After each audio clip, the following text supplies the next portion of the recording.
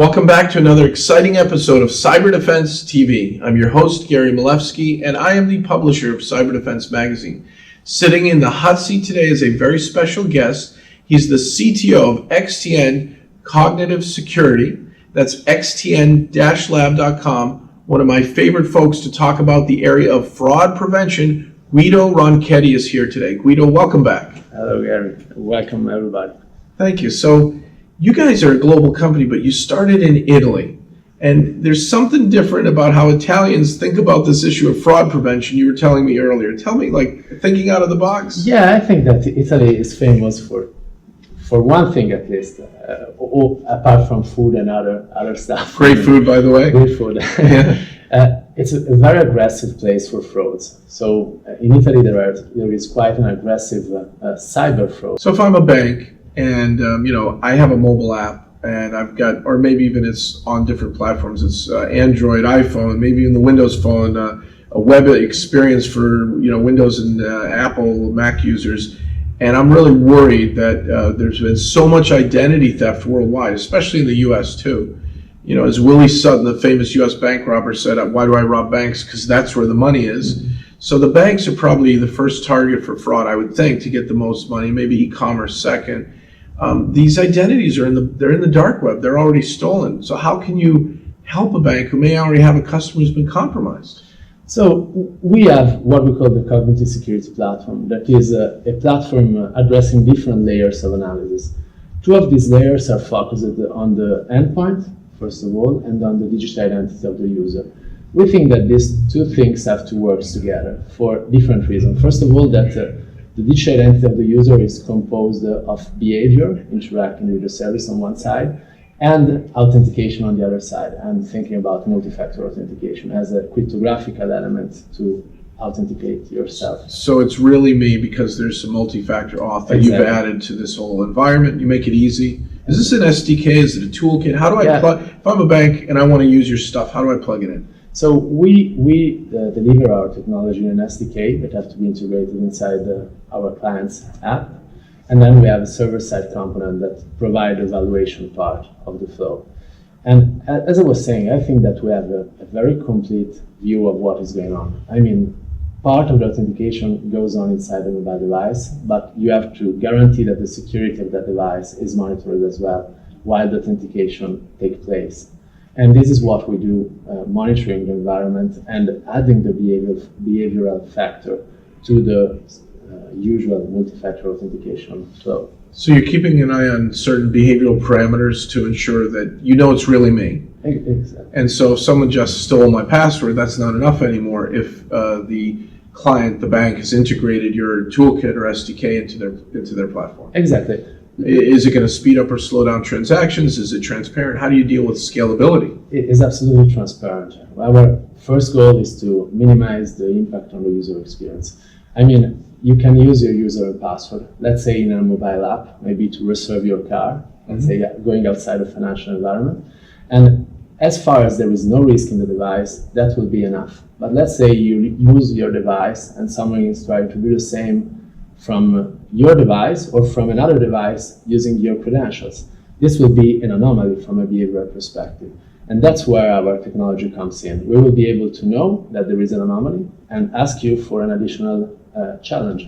And this will be the multi-factor authentication. Do you have to report my device is stolen, or you've already added the multi-factor, which helps because they may have the old-fashioned password, but or is the multi-factor through an SMS? I mean, how do you do it if the device is stolen? So if the device is stolen, we will be able to verify your identity using biometrics as well, and we will be able to recognize your passive biometrics interaction with the device. Fingerprint, facial recognition? Fingerprint or facial recognition, as well as passive biometrics. So the way you handle your handset and the way you are shaking it and looking at it and so on. So you're actually collecting some data for the bank or whoever for their app that's running that allows you to create not just a fingerprint, but a behavioral fingerprint that includes, for example, if, heaven forbid I had Parkinson's and my phone always shakes a certain way, you would know it's me. And a hacker is smoothly moving the phone, and that's not the same feeling. Exactly. That's or I always move it to the left and the right before I type something in. Or yet, let's say you see very well, and so you have a certain position and distance from the handset, or otherwise you probably keep it with a different angle.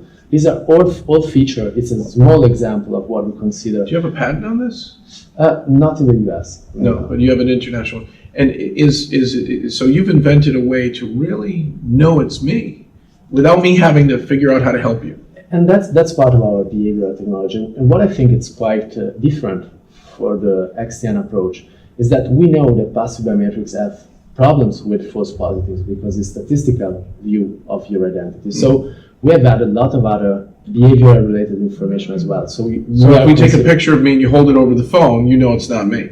So let's say we are considering your handset as part of your digital identity. So the identity of your handset is part of this equation.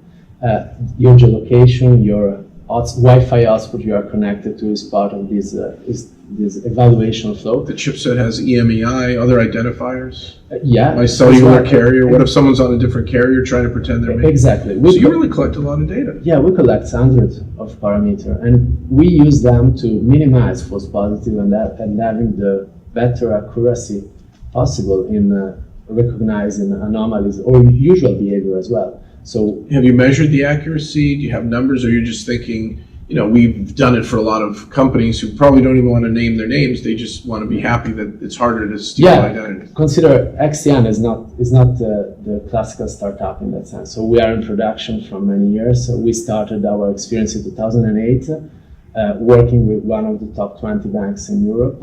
And then in 2014, when we actually founded XTN as a standalone legal entity, we bring there our expertise, and starting from that, we added modules. And all these technologies in production in some of the biggest banks in Europe. And right now we are invading, let me say, US. That's great. Because we think that we had a good story to tell regarding our success in Europe, and we want to bring the same kind of technology to the US. Excellent. And Banco Santander, Bank Santander is big in the US now. TD Bank is in Canada and the US. A lot of banks are working their way into the US. So you may have a customer in Europe that says, yeah, I've got offices in the US and I need this there too. Yeah, absolutely. And then if we expand your technology into other fields, you talked about a car app like an Uber or a Lyft. Are there other places you think this technology will help reduce risk and prevent fraud? Yeah, so from an eye perspective, let's say we can be extremely useful everywhere there are privacy impacting data or there are critical security data as well. Privacy impacting and critical security. Exactly. Examples?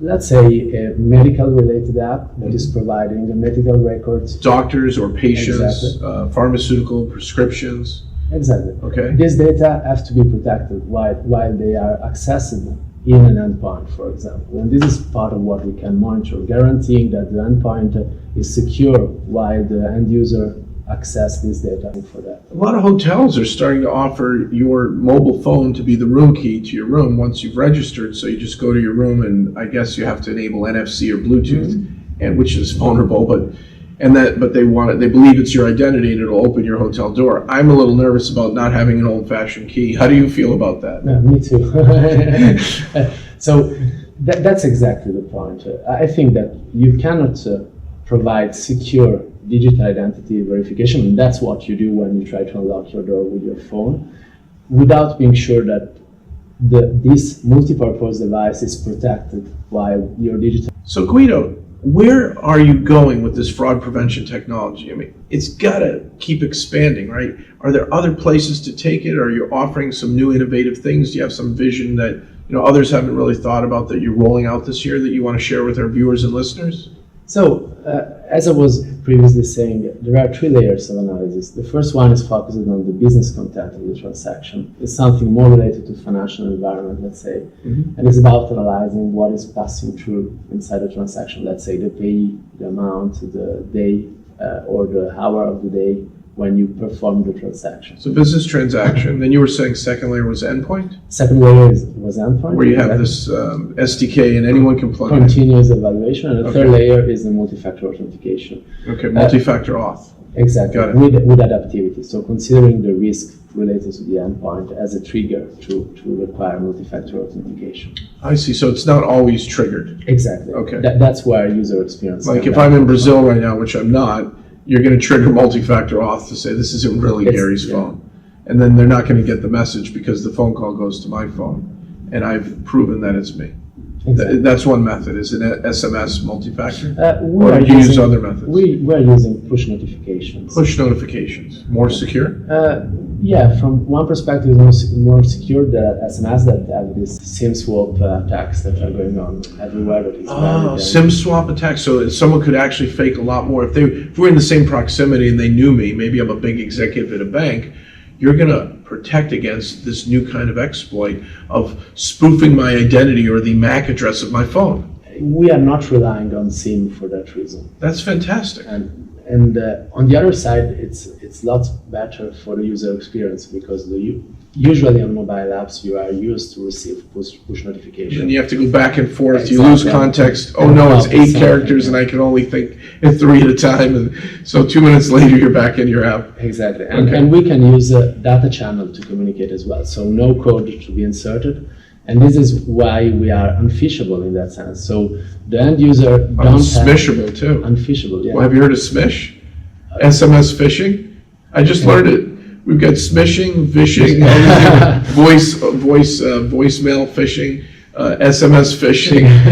So as long as you have your own private data channel, nobody's going to phish your users. The user itself cannot leak its own OTP, and that's the important point. That's You fantastic. cannot rely on the end user to be secure in that sense. So you guys at XTN are a little bit paranoid about how you develop this? Just a little bit.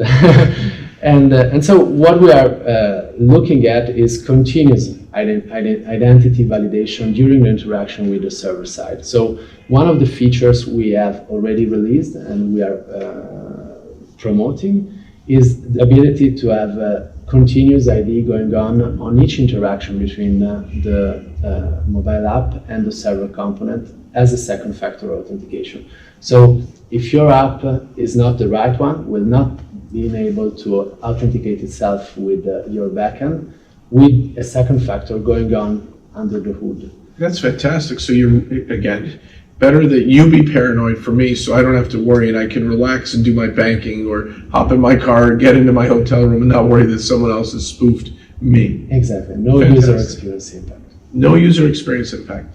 Where do you want to send our viewers and our listeners to learn more about your company as you're expanding globally and throughout the US? So we have right now a sales representative in the US based in Chicago, and of course we have a website that is xtn-lab.com where you can find all our information and you can contact us to being in contact with our sales as well. Sounds great.